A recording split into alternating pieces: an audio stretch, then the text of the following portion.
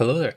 In today's video, I'm gonna be going over how to create a plane crash, helicopter crash, UFO crash, anything aerial coming down, crashing into the ground. I'm gonna go over the physics, rigid bodies, particle systems, smoke and fire, and as a bonus in the end, if you're good, I'm gonna have it kind of crash through like a building, whatever you want. All concepts are the same. Have it crash on the ground, do its thing. So without further ado, let's jump into a new scene in Blender. The one thing you do need is something like an airplane, or in this case a UFO. If you want to learn how to create a UFO or something like along the designs of this, there's a video that's going to pop up right here. I'll take you to a tutorial on how I made this. It's very simple, very easy, very basic. So with the UFO, or whatever thing you want to select, you want to, first things first, go through, make sure you apply all modifiers if you have a subsurf. The good thing about my tutorial too is it gives it a great amount of geometry, so which is what you need for what we're about to do, or what you're, what you want, in a plane crash. So the first thing is, the second thing I guess, is to give it a ground. So I'm gonna hide this thing here. I'm gonna remove these. The way I like to create a ground is just a plane, scale it out, scale it along the X, perfect. And I'm gonna go into modifiers, go into deform, displace, add a new texture here. And the way we can change textures is to go here, and I like to give it a cloud one. I might be like, well, it's not doing anything. That's because we need to give it crap load of geometry. The more the better. Make sure it's not, I think that is good. So when we come out, you can see it is pretty cloudy, and we're gonna scale it the size way up a bit, give it a little bit of depth because it gives a little bit more extra cracks and crevices, scale it along the Z just to mellow it out a bit, and I think that's a pretty good ground. So next step is we gotta give this a passive rigid body. So go into your physics properties, which is right here, rigid body passive. The next thing we need to do, which is very important, is change this from convex hull to mesh. So very quickly, what that does is mesh allows you to calculate all these little crevices and all that stuff that you want when it's crashing and it's going to hit and it's going to bump around. If we didn't do that, very basically explained, if you go to viewport display, bounds, convex hull, it would just be calculating this cube, this like outside cube, and you don't want that, which is, it's a flat ground. We don't want a flat ground. So I'm gonna go back into textured, display as textured, quick little demo. Now that's our ground, and our ground is, it's very simple. It's how I like to create most of my grounds. And now we need to play around with this thing, the UFO. I'm gonna go into front view here, and I'm gonna move the UFO to this side. Cool. Put it up there a little higher up. Sweet. And if we press play, obviously nothing happens. There's no rigid bodies, nothing added to it. So what we need to do is we need to give this a rig. So I'm gonna go Shift S, first to select it. And a disclaimer, if you're doing an airplane, helicopter, whatever, same, all standard rules apply. If you want me to do a helicopter tutorial or a plane tutorial, just let me know. I'll do it. I'll do like a little snippet on how to do that very quickly. But all the concepts stay the same. So I'm gonna go Alt Z, go into X-ray mode. If you don't have that as your hotkey, I may have changed that. I do that sometimes. This is toggle for X-ray. Click that. So while we're in X-ray mode, English is hard, guys. We're gonna add in a circle to match our mesh. I'm gonna scale the circle out and go Control 7, numpad 7 to be correct. Tab 1F. So basically tab into edit mode, go into vertice select, and we're going to fill. Go back to front view, and I'm just going to extrude down a little more. I'm going to extrude again, scale it in. Sweet. Now I'm going to hold down Alt and click this top row, or you can select that top face. E to extrude that up, scale that in. E to extrude that up again, scale that in again. E to extrude one last time, and going. Doesn't need to be perfect, just needs to be roughly good enough. I'm going to select this face right here, and I believe if I go into front view, it'll be this specific face. That's the one you want. And I'm going to go Control S, cursor to select it.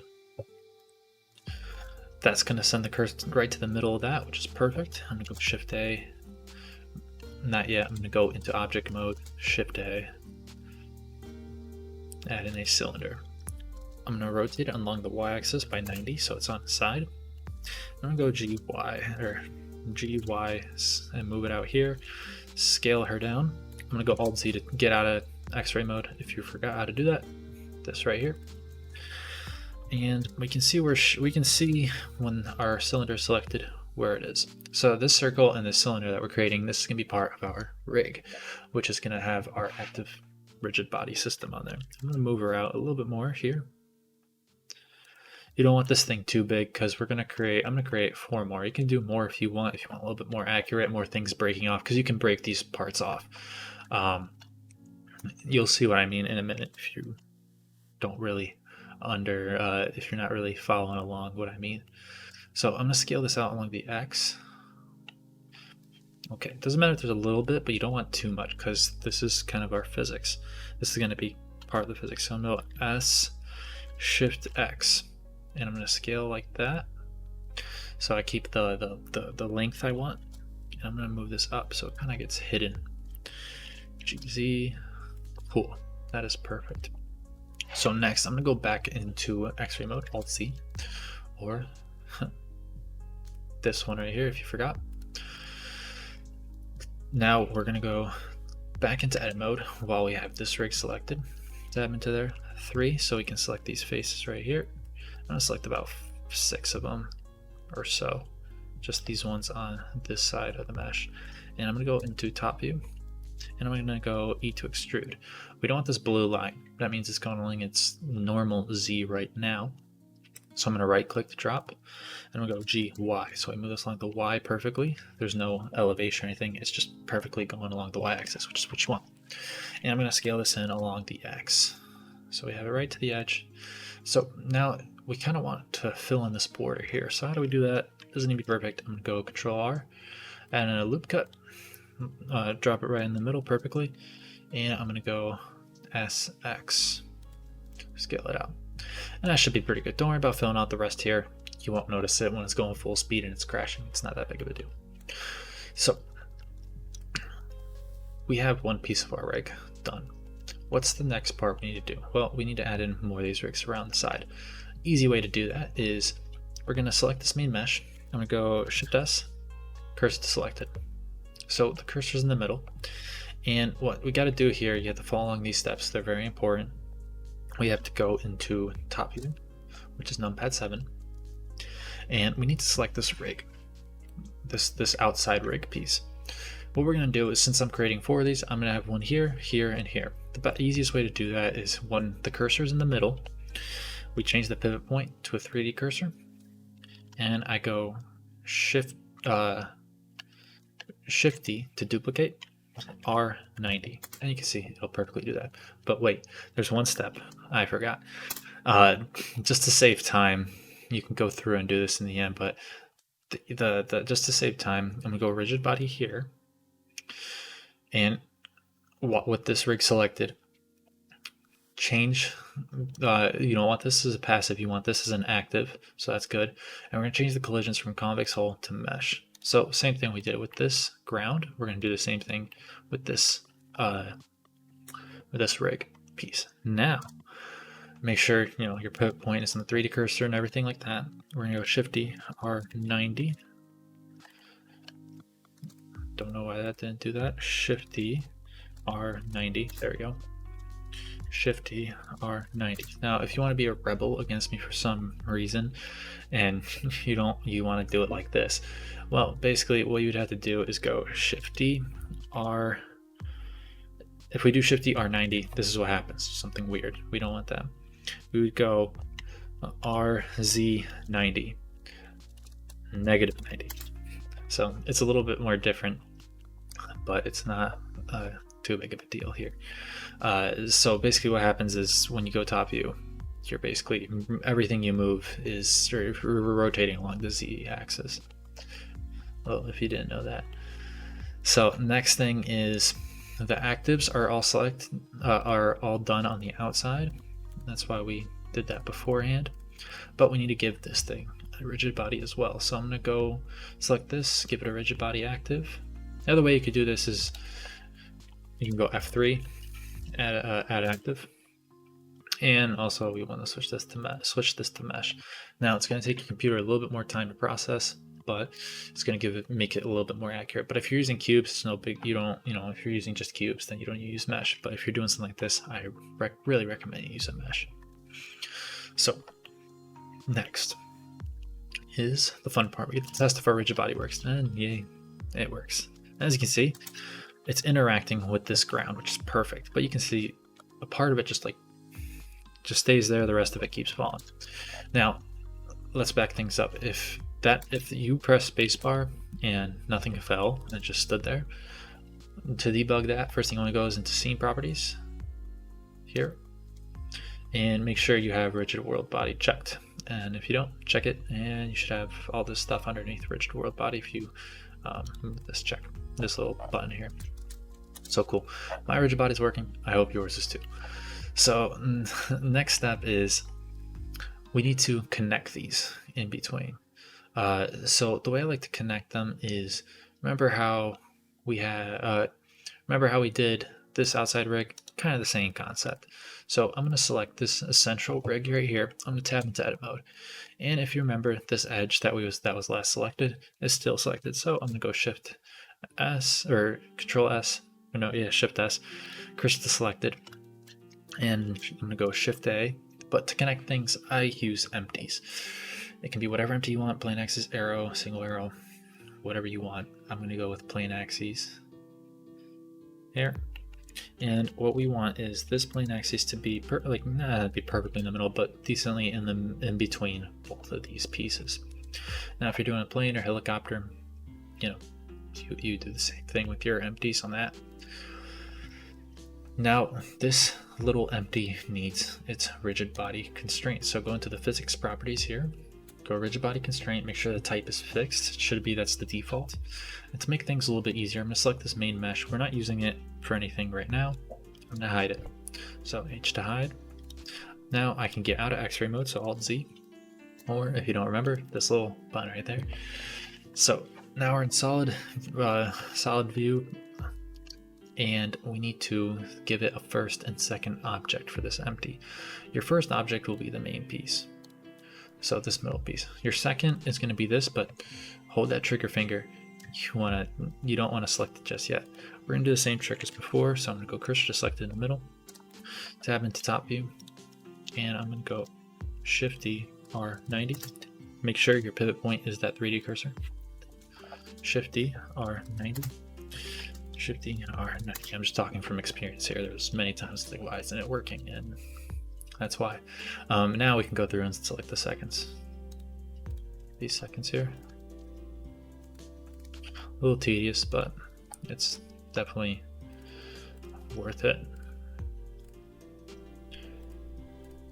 Alright, so quick little recap. We have all these things under an active rigid body system. All under the collisions of mesh and deform. We have a ground. I'm gonna name this to ground. F2 to rename anything. And now, this is probably the most crucial step in the process. Make sure you save. So I'm gonna save this as just crash tutorial for short. Very important because we're about to get crazy with rigid bodies. Now, if you don't know what these connectors do, this is what they do. If you press play and you selected everything together, you can see there is an interaction. You can see instead of that rigid body just staying there, it's all connected, and that's why they're called connectors. So the next most important thing we need to do is organize. So we're going to select all these rigs here that we created. I'm going to go M to create a new collection, and I'm going to call this rig. And now I'm going to select all these empties here, and I'm going to press M again, new collection, connectors, capital C. Okay, so we have our rig here. It's very convenient when you do it like this, because if you ever need to go back and forth, you just need to go into your collection and select it. And once you get the bigger files, you definitely want to be using collections. So now we can pair an object, parent objects. So what that all means is I'm going to go Alt H to unhide our UFO. This bad boy right here is gonna need to be parented. So the way I like to do that is I'm gonna go into Alt Z, select the mesh first. Very important, you select it first. If whatever you select, it should be highlighted as yellow. Next, we're gonna select this middle rig piece right here, and we click. Make sure that middle rig piece, you see that yellow outline around it, that's what you want. If not, redo those steps. Select that mesh outside and then the inside mesh. Very important, we're going to Control P, object to parent. This is all going to be in object mode too. And if we press this, as you can see, now our mesh is going along with it, which is exactly what we want. The next step is empty. We need to give it a little empty here. I prefer to use a cube because this is what we're going to use to kind of animate this whole entire thing. So if you organized and you didn't skip that step, this is when organization is really nice. We're going to select this entire rig here. So this rig, you want to select all these rig pieces first. Very important that they're first. And now we're going to select this outside empty that we just created second. And we're going to go Control P and then Object Key Transform. I'm going to select this outside empty and I'm going to go F2 to organize and name. And I'm going to call this Control because this really has all the control. So if we go G and we move this around, you can see everything's going together. So now the physics are all set. Now it's time to make. Now it's time to put your movie your director's hat on, and now you gotta animate this thing so it looks realistic. So I'm gonna go into numpad 1 front view. I'm gonna go Alt C. I'm gonna select all these things, and if you're going to make a start, the starting point, you want all these rigs together. It's very important you press P and make sure you have median point as your pivot point, so that way everything moves together as one. I'm going to go GX, GZ, and I like that. So this is going to be my starting point. So I'm going to select this outside, our control, and I'm going to press I on the keyboard, location rotation. Give it a keyframe on this number line. I'm going to move this number line 25 frames forward. Doesn't matter how many you do, that's just what I'm doing. You can do 30, 20, whatever. I'm gonna go G. I'm gonna go G, and since I'm in front view, only the X and the Z components are being changed in front view. Because if I did it like this, then it's moving around differently. Don't worry if you didn't understand that. Each view has its own. It has its own axes that it's gonna allow you to move on. So now I want to give this a little bit of rotation because I want this thing to kind of come in and like dip forward. So I'm gonna move along the R and along the Y. And if it's not moving at this point, don't worry, that's fine. If it is moving, that's fine too. This rig, if it's like just falling down, that's fine too. You haven't broken the thing yet. So I'm going to give this a location rotation thing. So this is the part that'll fix whatever you're doing. We're going to save. We always want to save because now we're getting into crazy physics stuff. So if we play this, you can see it's just going to go and it's not going to, it's just, this is what I meant. It's not going to do anything. It's just going to fall down. Your rigid bodies are working. You're confirming this over and over again. Great. You want to select our rig here. And basically, I'm going to select any piece of it. I'm going to select this middle circle. And I'm going to check this animated tab. So if I check the animated tab, whoa, now things are moving. So, perfect. I'm going to move 24 frames. Remember, this thing stops at 25. I want this thing at the 24th to have its last keyframe where it's animated. And at the 25th, I want to unanimate this. Boom. Awesome. So here's the problem. Why is this thing just just like stopping on the way out. So the way Blender's default interpolation mode works in Blender is all these things are on a Bezier curve. Best way you can explain this is if I go to the node editor, you can see these are Bezier curves, and you can see it's speeding up and then it's slowing down at the end. But we don't want this to speed up and slow down. So a very easy way to do that is select your outside rig, the thing that's animated, that has the location and rotation keyframes. Go into your number line, hover in here, press T, and change your interpolation thing to linear. English is hard, guys. English is very hard. And voila, it's working. But there's a weird thing that's going on. What's going on with the rig? What's up with that? Very simple answer to that. We want to select all of our rig pieces here. To demo this better, I'm just going to hide our UFO. Select all these rig pieces.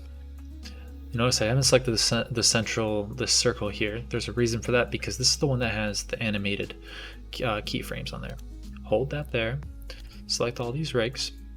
If you organize, it's easier to do it like this. And the last one you select, remember the whole parenting thing plays the same concept. Select the circle, this main one that has all the animated things, and we're gonna do a little cool trick. We're gonna press Control L, and we're gonna press animation data. So the cool thing about this, now all these pieces have the same exact animation data as this main piece. Isn't that cool? So now, if I go all the way to unhide it, we don't have a problem anymore. The only problem we have is that this thing is crashing, and it's just like a fish, just like dying right there. A very simple fix to that. This is where you, the director, needs to tweak around a bit. So I'm gonna go Alt Z, and I'm gonna move this here, move this down, and I'm gonna go I, location, rotation on. This is all on frame 1, so that way now it comes in. Yay! All right, I like that, and I can make that work. The reason why I selected everything here and moved it together is because you want these connectors in between each one for now. That's a very, very important. So on wherever the starting point is, it all needs to be the way you created it. And you know, I honestly think that's going to be good enough for whatever I need to do.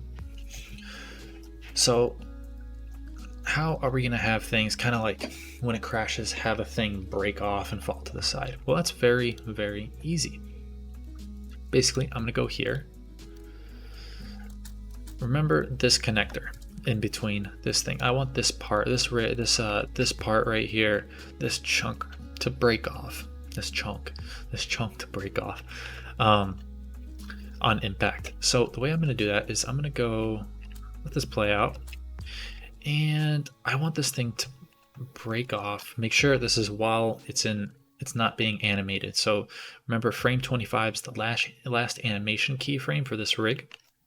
Now this thing is going off of rigid world bodies at this point at frame 27. And that's perfect because I want this thing to break off and I want it to go crazy and fly off anywhere. So at frame 26 here, I'm going to go to this connector, this connector right here.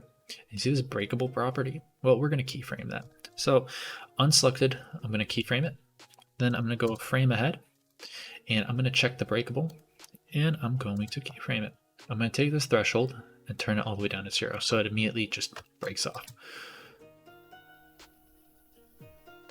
And you see, it does it. Only problem, it kind of does it very weirdly. So I'm just going to move these 2 keyframes up a bit and hopefully it kind of fixes itself. Maybe instead of the air, this thing is coming in pretty fast. Okay, I think that's a little bit better. Sweet. I think I'm gonna move this back maybe a few more frames. This is where you gotta just play around, put your director's cap on, put your Michael Bay hat on. Awesome. All right, I think that's good enough. It doesn't need to be. It gets the point across, I guess. And you can obviously tweak these things. I may also actually move this a little bit forward. eye location rotation. If you're, remember, you got to do this over and over again, and this is where, you know, you're going to be testing a lot. Sweet. Take this connector, and I kind of like where this direction this thing is going. I'm just gonna select this connector one last time, and I'm gonna move it back. Maybe just check. No, I don't like that. I like the one before that. I didn't like that one either.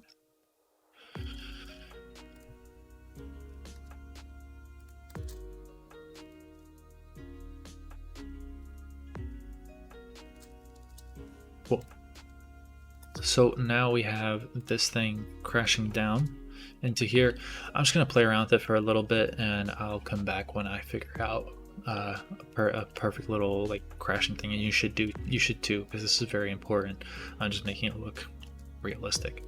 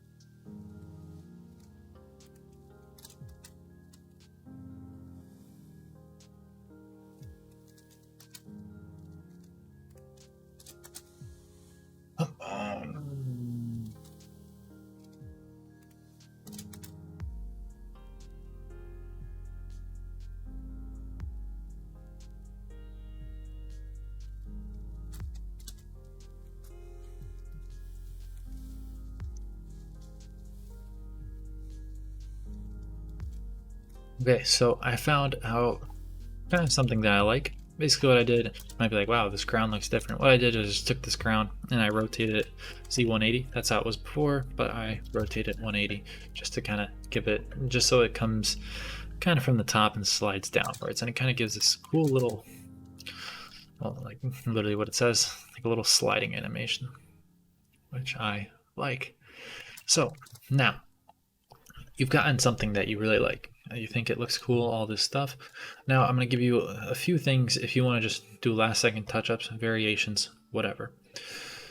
You can do a few things with this passive body. You can change the you can increase the friction. So if I increase the friction to 1, you can see how that affects, you can see how quickly that slows down. I don't want that. I like how it is before the 0.05. You can play around with friction. You can also decrease friction. You'll see how much further it slides.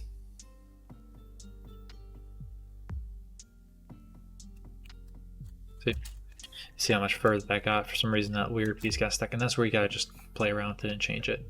Your sensitivity is also, if this thing is just like falling through and stuff like that, then you gotta play around with this sensitivity sometimes. But if things are falling through, there's two things you might want to change before you play around with sensitivity. One is the size. You want this model to be a decent size. Blender has the rigid body system has a very tough time deciphering small size, so it's better. Bigger is better in this context. So a larger model is going to be better. The other thing Blender has a tough time deciphering is speed. If this thing's coming at a zillion, like, coming really fast, Blender's going to also struggle very, very heavily on trying to figure this out. And I think I'm pushing kind of the border, and you can see it's going pretty fast, and already having problems with this this one little rig piece. So slower is better in that sense too. So you want things bigger, and you want to take it slower. So what's the next thing you can do if you tried that, it's not really working for some reason, you don't like how it looks? Well, we can go into these rigid body world settings, and also feel free to skip through this part if you're not interested in it. But you can change steps and iterations. Basically what that does, if you change either of these, it's going to make your it's going to make the whole entire simulation a lot more accurate, but you're going to sacrifice speed. So for example, if I multiply this by 4, 250, you can see how much it's a little bit more accurate, and actually looks pretty good. But if you kept going increasing that number, it would just start slowing these things down right here. This whole entire, you would start slowing down the simulation a bit too much. And you can read that right here, it makes it more accurate but slows them down. Same thing with the solve iterations. I actually like how this looks now, so I might leave this into the final product. That makes it a little bit, it's actually helping me out because I have a lot of speed coming into this. But if I jack this up by like times 10, and I just replayed this, yeah, there is perfect. There are limits. You don't want to go too crazy on this. You want to find a happy medium because you don't want things too slow. You don't want things too fast. I think this looks fairly good for just for just doing this randomly. So now we found something we like. What we gotta do is just bake all this to cache. What that does is just have everything go very fast. It has everything stored away in a cache file, which is going to be awesome. It's going to speed up your frame, your FPS on the main Blender system and everything like that. So that's exactly what you want. Make sure you save at this point. Save. Now we're into the rigid bodies, physics, particles are coming up. Save. So cool thing, since we baked this to keyframes, this rigid world body system, it's all locked into place because it's baked. So if I hide this here and I go, you can see it still does it even with no ground. But I like you want to leave the ground in there because it's your ground. You kind of need that to make a cool scene. But if you want to disable that for whatever reason, go ahead. Another thing too you can do is now duplicate this right here. The reason being is because we're going to start getting a little crazier with particles. So this is the first step to creating particles. You want to duplicate this ground. You can remove its rigid world body, and I'm going to rename this to paint. So what we got to do here is we're going to give this canvas a dynamic paint canvas. So this paint, aka the second ground, we're going to give it dynamic paint canvas, add canvas. I like to select anti-aliasing. The surface type is going to be weight.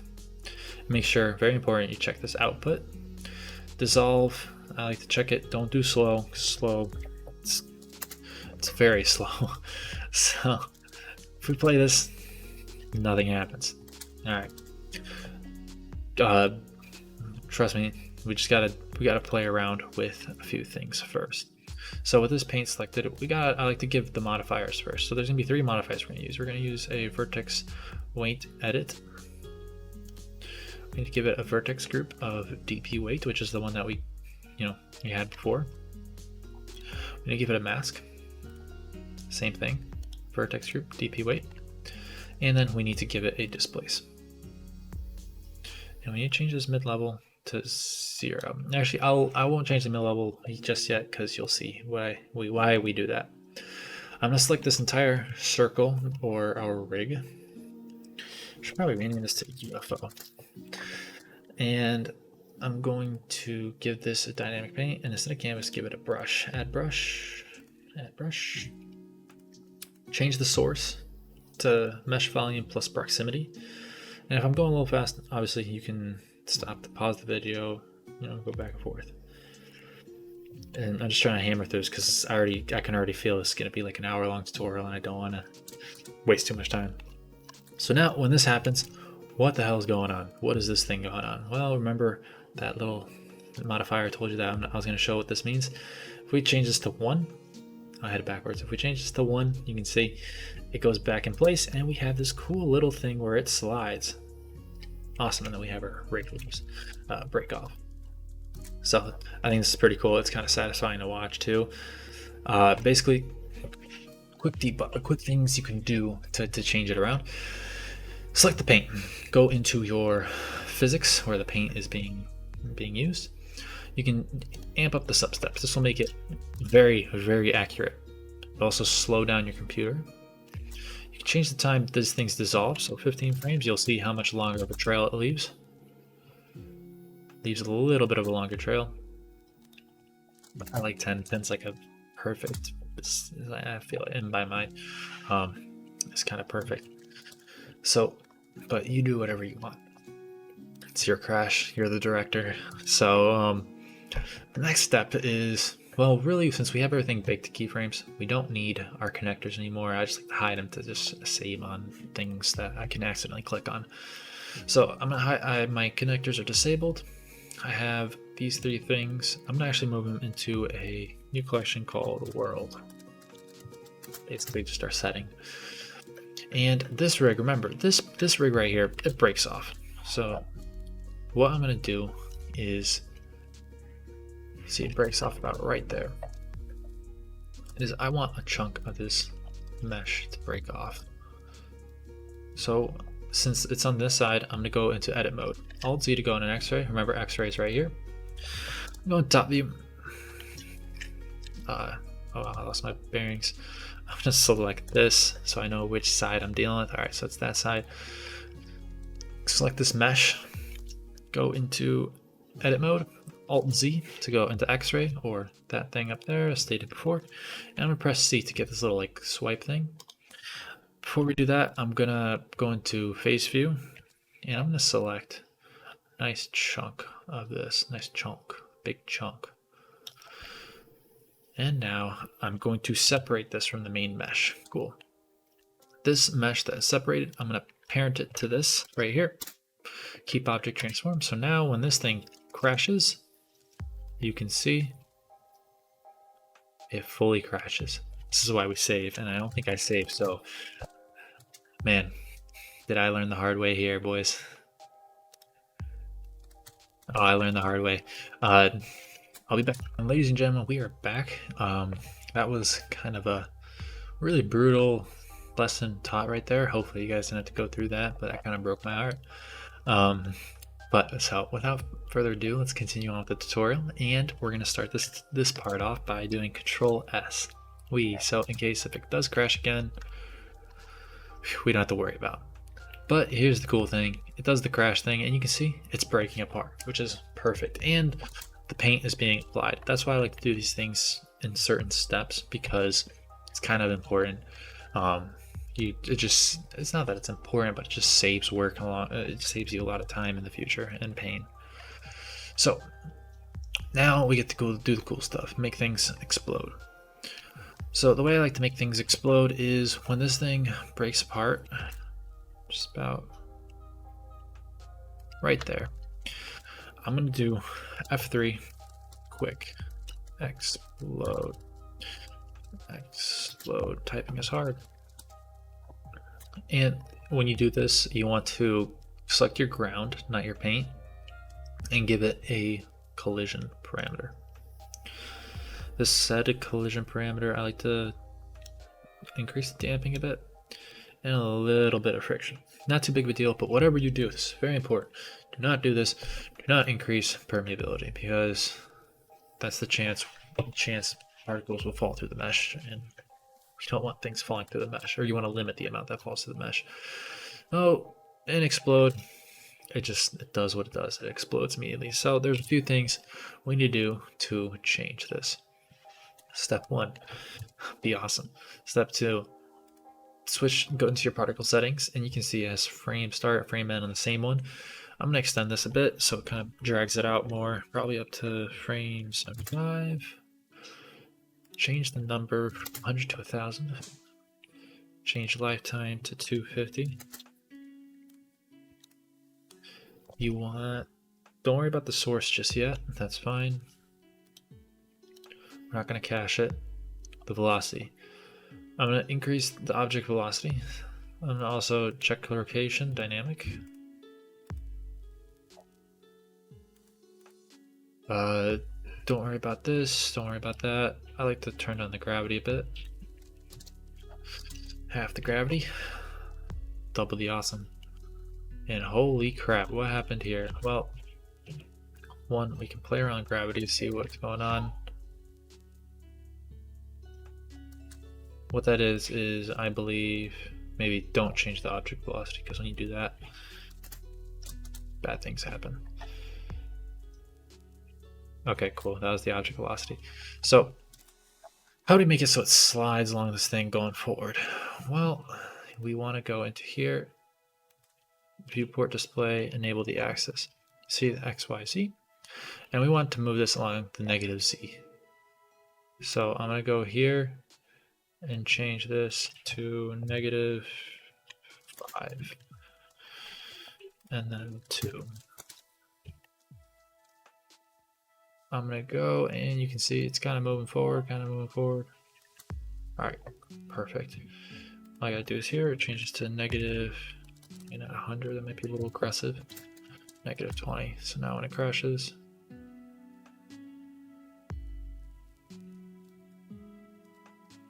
wait, and then increase this to about 10.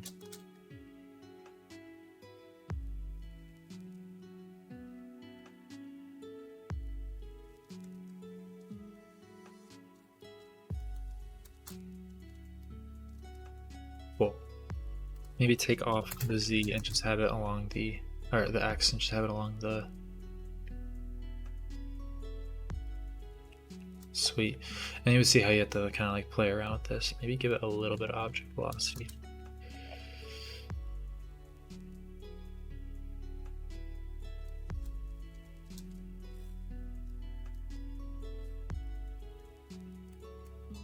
Have it along the negative here. You gotta really get a little tedious with this, playing around with the particles, but once you kind of get it down, you'll know. As you can see, it's going. All right, cool. And I can jack this up. I can jack this up as well.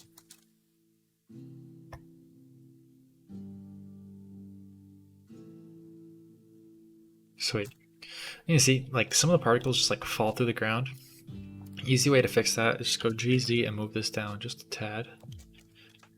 Hold down Shift and move this down just a tad bit. Work you. Cool. And that's maybe a little too high and a little too fast. So tone down the Z, tone down these two things in unison as well. And you gotta get very kind of annoying.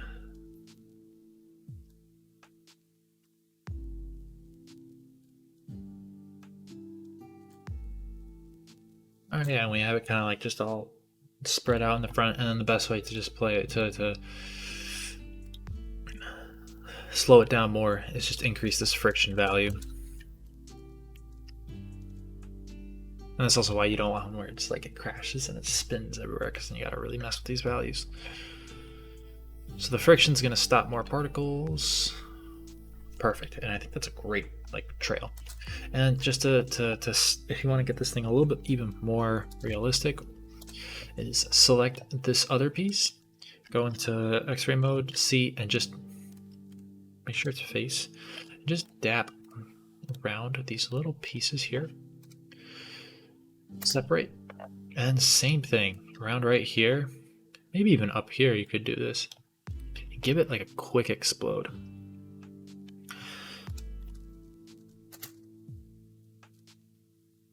Does this thing already have the effects? Oh, it's in edit. It's in edit mode. That's why.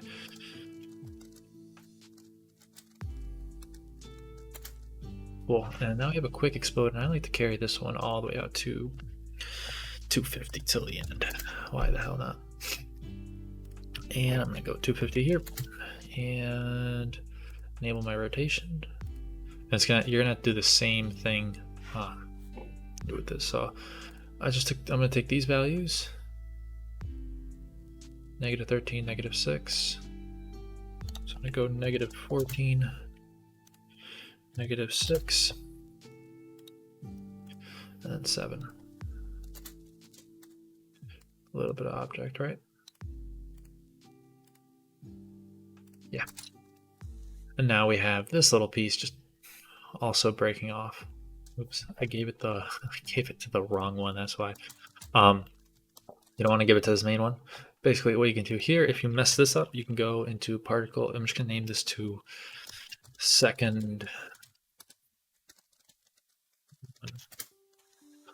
and I'm just gonna disable the particle system here. Select the part I actually wanted to give it a particle system on. Oh, it has one too. Cool. And I'm just gonna give it the second one. Huh. Interesting. And you see, we have pieces here, and this one, like, you know, you can just mess about with it, have it go here, increase the randomize it, do all this, do it like it's yours. Mess around with it. I'm not gonna go too much more in detail here. I think that's good enough for whatever I'm trying to do. Have things break off and go in the air. Pretty sick. So we made it. Now we have all these things done. Next step, what we can do is, what I'm gonna do is I'm going to go and press, and I'm gonna go into my paint, ground, go into the physics tab. I'm going to cut a cache, and I'm going to bake this. Now it's gonna take a second. It's very important you do this stuff because it's gonna help out with just animations later. Just if you're gonna be testing, changing things, you know, you want this to kind of speed up. So if you cache it, things are looking pretty good. And then I'm going to go through and also select I'm going to cache everything, and I'm just going to play around at the end. So I'll be back when I do that. Welcome back, everyone. I hope your bakes went well. It's very important that you do those because, one, they speed up time of just the viewport things, and you need them for particles because the particles can kind of get a little fritzy. So just this part, it's kind of important because now we're getting into particles. This is kind of where things get a little bit easier, and you're probably going to spend the most time in these next parts because you got to do a lot of testing, make sure you like how it looks and all that stuff. So with particles, we're going to select this paint, and you know, make sure you you have this cached. We're going to go with this paint selected, a tab up, and that's the particles. So with the particles, I'm going to hit this plus button right here, add a new particle emitter. And we got to figure out when this UFO makes first contact. So first contact's at frame 23. So I'm going to make that the starting frame. This end is obviously how many of these things you're going to render out, how many frames you're going to render out. So I'm just going to do 250. And lifetime, I like to play it safe with 250 as well. You can obviously keyframe this. You know, you could have it start at, you could do the math, but I'm not gonna do the math. So next is face it, this source, you want to check this use modifier stack. This is very important because you're going to go through and it's going to use these three things we added, the vertex edit, mask, and displace. You want to make sure that the particle settings thing is also all the way at the end, at the bottom right here. I don't know why I try to point to the screen like you can see. But yeah, you want to make sure the particle settings is here, and if it's not, then you can obviously move it if you do it reverse for some reason. And then make it at the end, because I'm pretty sure that does make a difference. I've always just followed this workflow because it's the fastest way to do things. So next we have the cache. This is important because we're going to need it. We're going to cache this file in the end. You can change this number to a higher amount, but I'm going to keep it at 1,000 for testing purposes. The last thing I do is I go into here, the object tab right here, the object properties, and I go into viewport display and check axis. This is really nice because you can see the axis of our mesh, and you can see particles are flying out, which is exactly what we want. And the collision parameters are still there, so they're just going to bounce up on there. Awesome.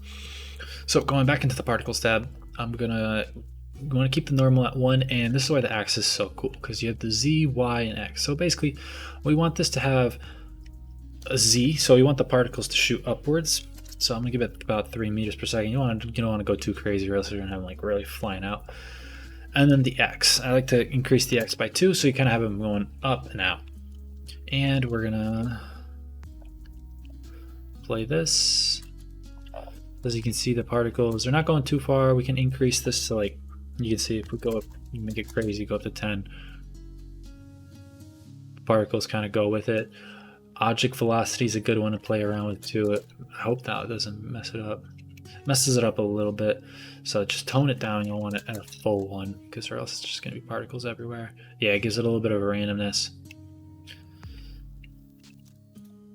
So I think that's pretty good. You don't really need to worry about the rotation of these particles. If you're going to use rotation, though, make sure it's dynamic. I don't really see too big of an effect just because there's so many particles littering the whole entire place. You can also give it a little bit of Brownian force. Gives it a little bit more extra randomness. Not too much, because it can definitely, it adds up very fast. Kind of like, yeah, so we have particles going everywhere, which is cool. The last thing we're going to do here is we're going to replace these little particles emitted with Icosphere. So you can make this like a dirt, where it hits the dirt and like dirt flies out with little Icospheres. So I'm going to go Shift A, Mesh, and Icosphere.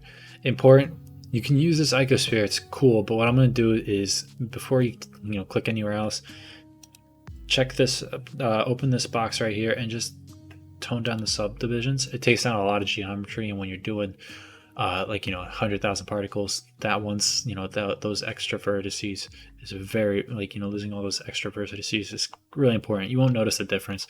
For reference, it looks like that. And we can rename this Icosphere to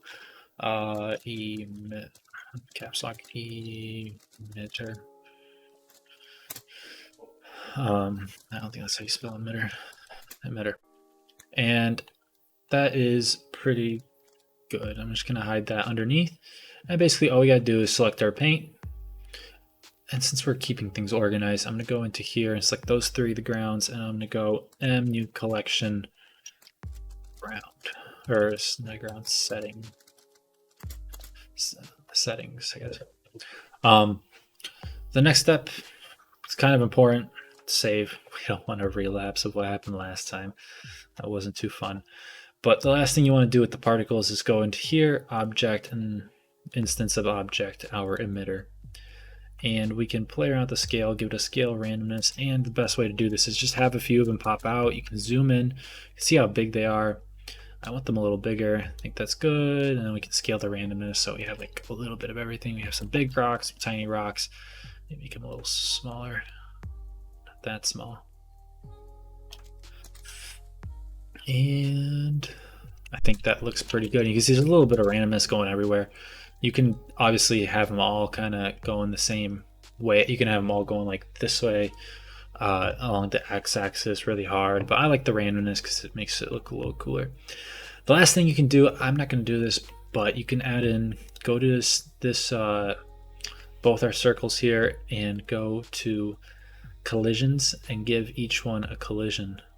That will also make things fragment off it, but it will really make your file heavy because it's a lot of extra calculating that the Blender has to use. So it looks like this. Crash. I think I'm cool with that right now. Yeah, I like how that looks. Also, don't worry about this stuff right now. We can hide this in our viewport. I'll show you guys how to do that in the once we start rendering things out. We can just disable these from renders, but enable them in display during viewport. So don't worry about that.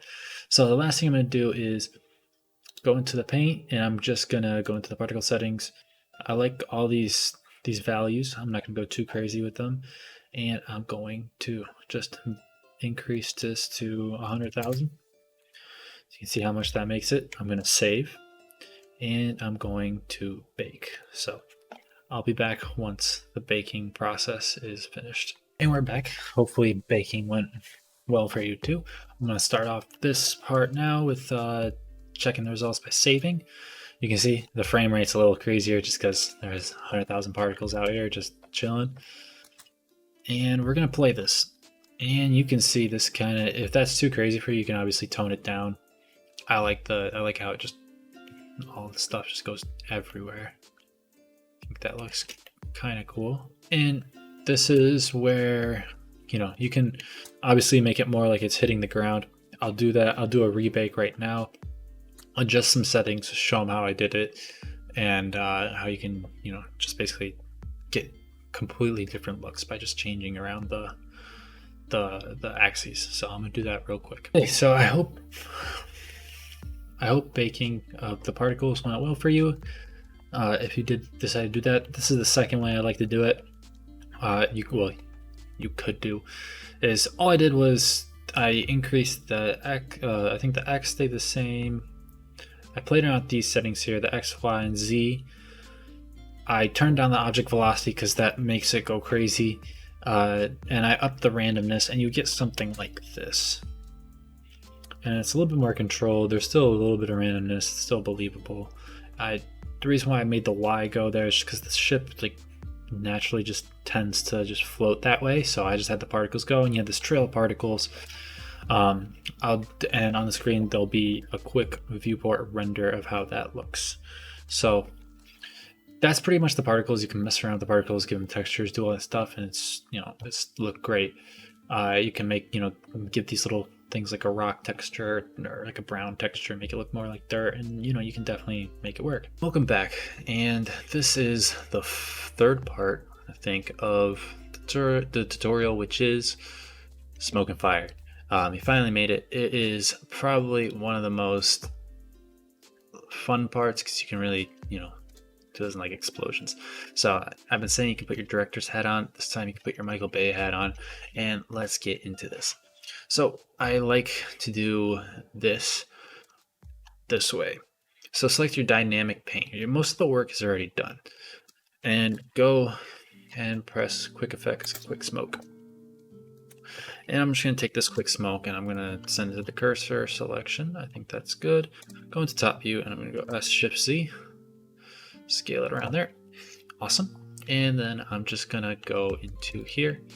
And I'm just going to raise this along the Z-axis about right there. Awesome. I'm also going to crank the resolution divisions up to 128 for starters. And all right.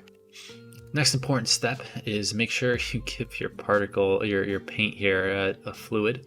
So just press this fluids tab, type flow, smoke and fire, inflow, and change the flow source to particle system and particle settings. Now with this dynamic paint, we're going to go into the particle settings tab. What I did here, a little off camera work, is you can do this two ways.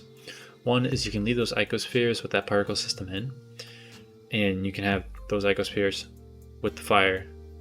It's no big deal. Basically what you do here is just say keep these settings, press this plus thing here, and duplicate your duplicate this thing, this particle settings thing into that second one, and just delete that bake and change it up a bit. Make sure you click this thing. It says fake user here, but you'll see like a 2 or a 1 on there. You should press that to make a new instance, and then it's its own entity, and you can just change how you want. So I already kind of did a little modification here. I left the things the same. For the people who are like, whoa, why is this thing green? Well, the reason being is I changed it up a bit. All I did was just, you can see the settings are here, and I just keyframed it to 0 at 250 because it speeds up, and the crash comes in and slows down and finally gets to 0 at the end. Whoa, that is crazy.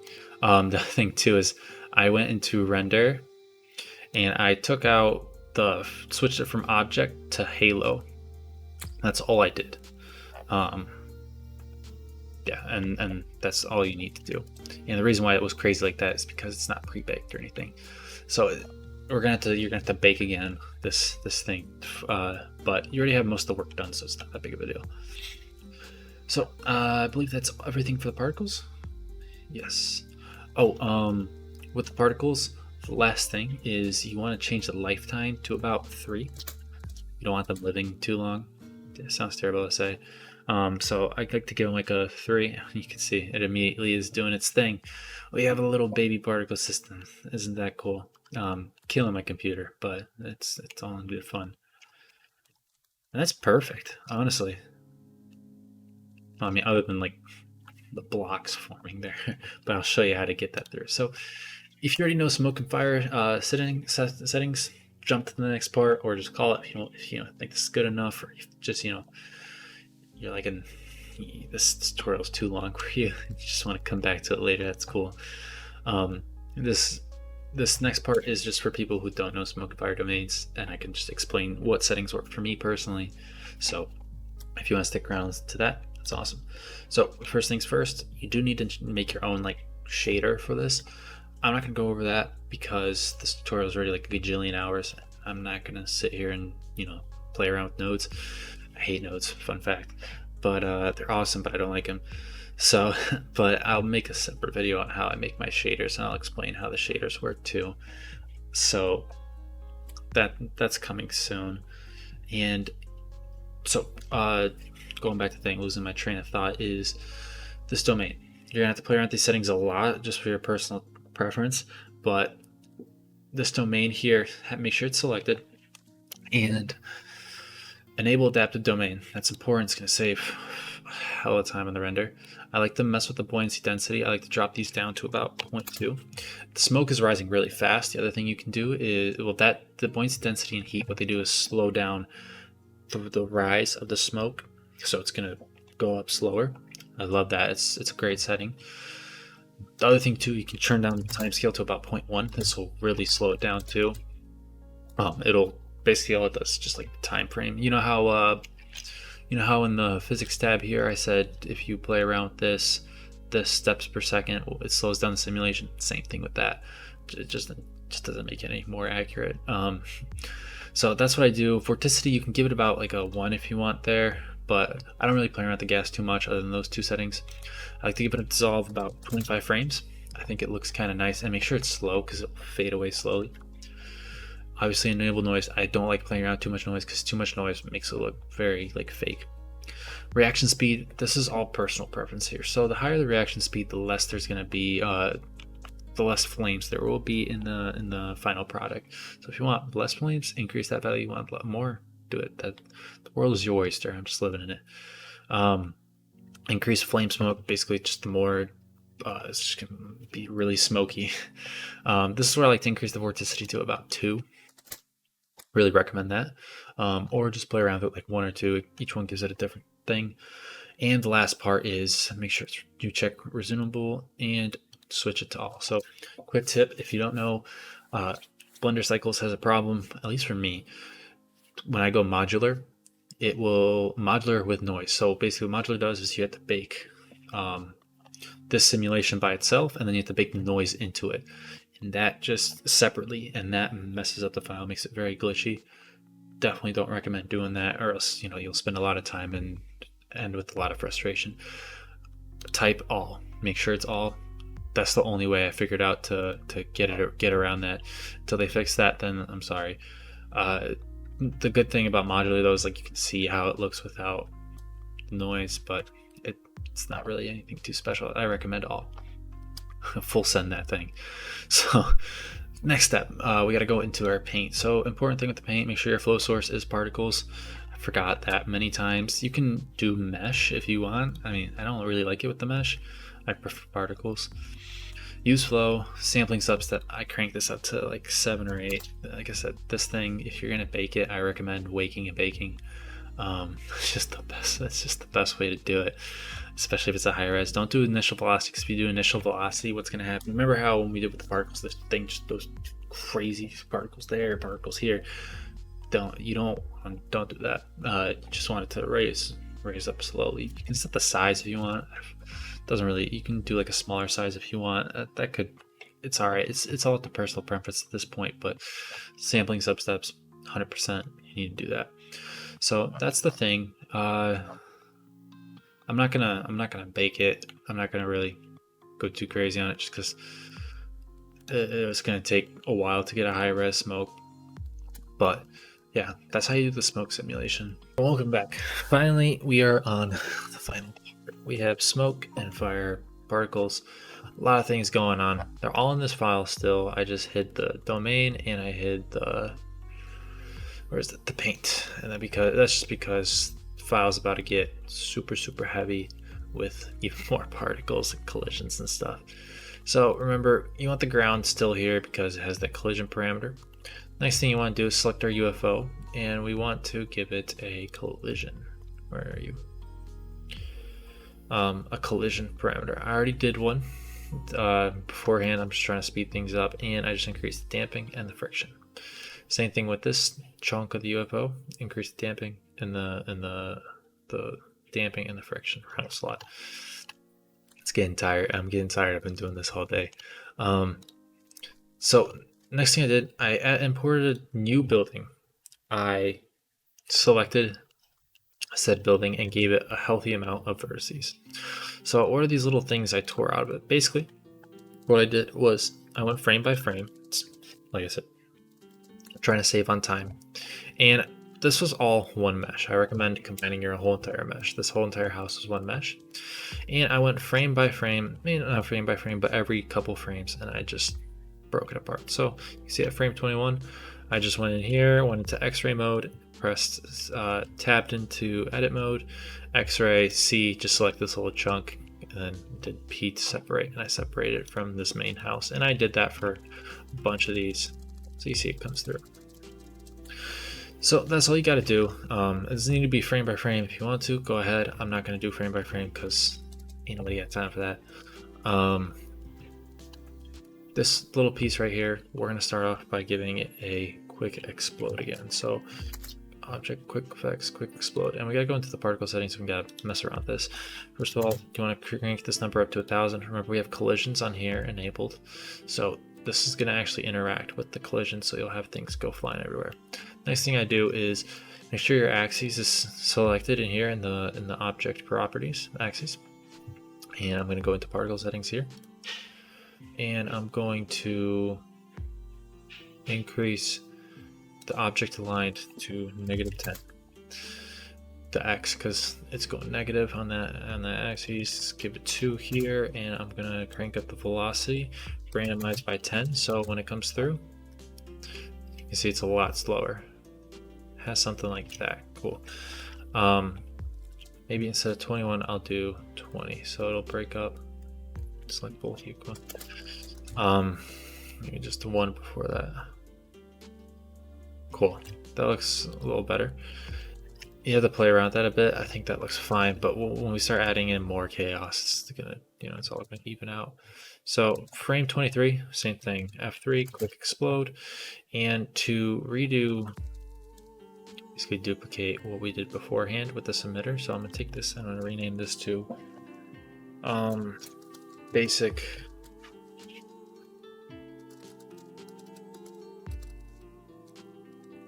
basic X. I should like house explode or something, but whatever. I'm gonna go into this particle setting here at frame 23. And it's crucial to do the quick, not crucial, but I recommend doing the quick explode on that frame. So right when it explodes, go into here, basic explode, click this number 2 here, and change. Basically, that makes a new instance of it. So in the smoke and fire, if you watch that and I said create a new instance, that's what I meant. So now when it comes through, awesome, it should do its thing. Yeah, and it interacts, so that's awesome. And now we do the same thing here. F3, quick explode.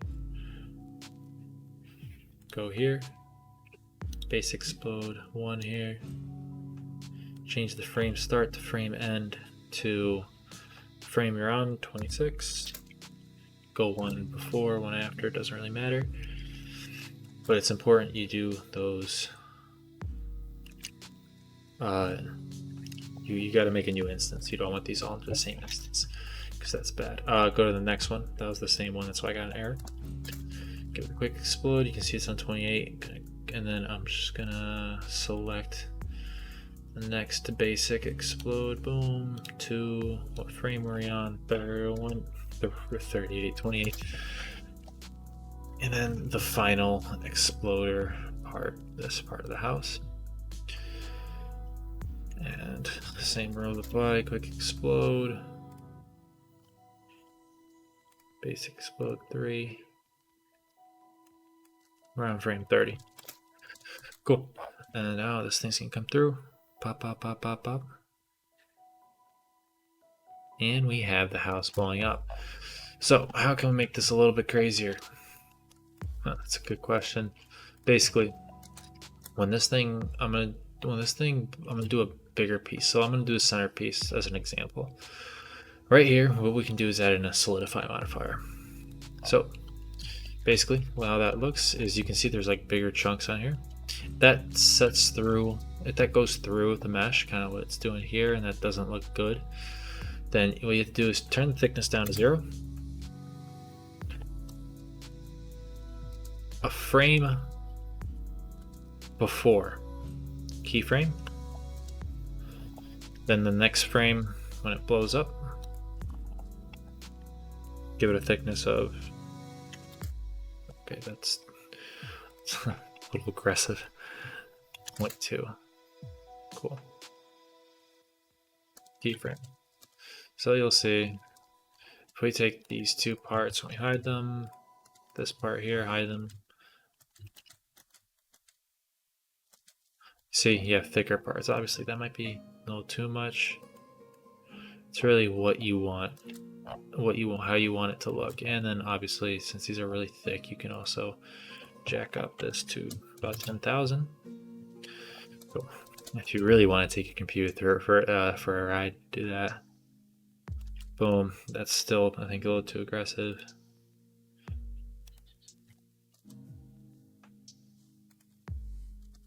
Should be good then. Keyframe, make sure you re-keyframe that.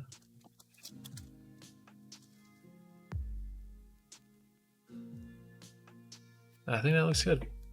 And you can play around with that however you want. And I got like these big blocks flying around. And you do that for each one. A little shortcut I believe you could do is Alt-H to unhide everything. With this thing still, not this, I select these two parts of the house. I'm gonna go Control-L and you can do our modifiers here. And what it'll do is it'll apply all those modifiers to each one. Okay, that doesn't work. You gotta go through each one and just change it up. And what that does is it'll duplicate that same particle system to each one. You know how the instances thing I was talking about? It'll do that. So don't do that. You gotta just go.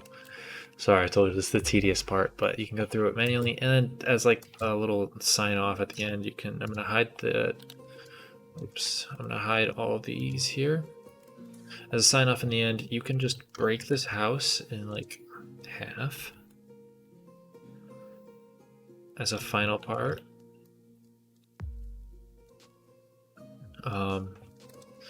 Separate it and then keyframe it here. location rotation, and then go like 50 frames forward. Oh no, it's gonna crash. It's the particles, man. It's the particles, man. We saved. So we did the save. We did a clutch save. I'm gonna disable these particles quickly or hide them. And basically, this thing is keyframed here, and then at frame 53, you can go GZ, GY, RX. Maybe give it origin to geometry. RX, I, instrumentation. So it comes through, does the whole thing, blah, blah, blah, blah.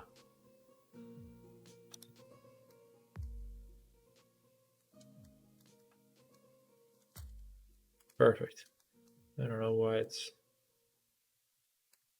Oh, because I mess with the origin. You mess with the origin, you mess the whole thing up. So you gotta go here.